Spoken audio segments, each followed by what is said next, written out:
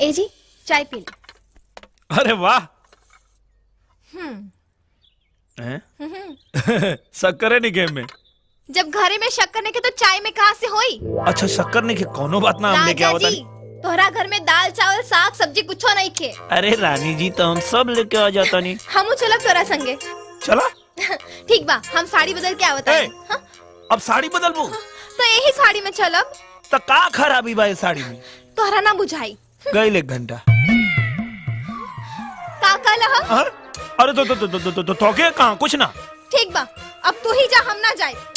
अरे सुनो ना, नाराज काहे होता रू? हम तो के कुछ ना करनी है, जा ना पहन ना ला। राजा जी अब तू ही जा, हम ना जाए तोरा संगे। अरे सुनो ना, अब तू चलबू तो कुछ तो के लेवे करे तो तू ले लेबू ना। हाँ हमरा लगे साड़ी नहीं के, चूड़ी नहीं के, पायल नहीं के, बिंदी नहीं के और मेकअप के सामान भी लेवे के बा। ठीक बा, हम फटाफट रेडी होके आवतानी। आई आई सब्जी ली। टमाटर का भाव बा? 40 रुपया किलो। कितना चाहिए? 40 रुपया? हाँ। 2 दिन पहले तो 25 रुपया रहे, अब 40 रुपया हो गई। अरे काजल का मोल भाव कर तारू, ले ला जितना लेवे के बाद, छोड़ा। काहे छोड़ी जी, पैसा का फ्री में आवता, हम तो 25 रुपया किलो लेब। कम ना होई।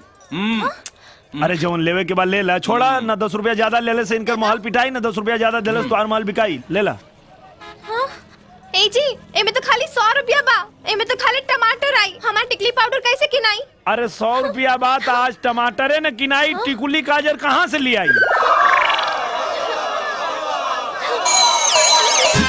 अब कैसे टिकुली गाजर, अब कैसे टिकुली गाजर, अब कैसे टिकुली गाजर पाउडर किनाई हो, अब कैसे टिकुली गाजर पाउडर किनाई हो। घटल बा कमाई भैया, घटल बा कमाई, बढ़ल जाता महंगाई हो। घटल बा कमाई, बढ़ल जाता महंगाई हो। घटल बा कमाई, बढ़ल जाता महंगाई हो। घटल बा कमाई भैया।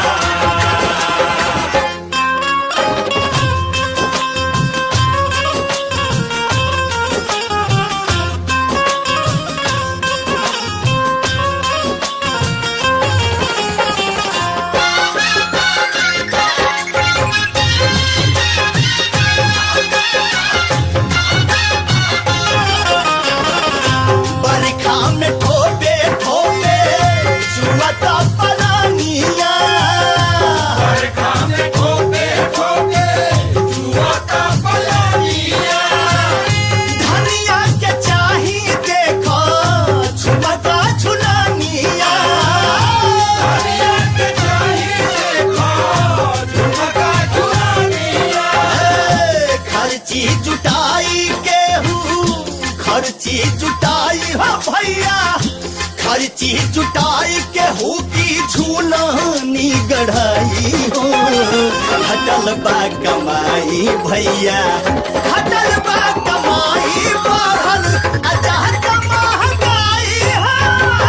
घटल बा कमाई, बढ़ल जाता महंगाई हो। घटल बा कमाई भैया।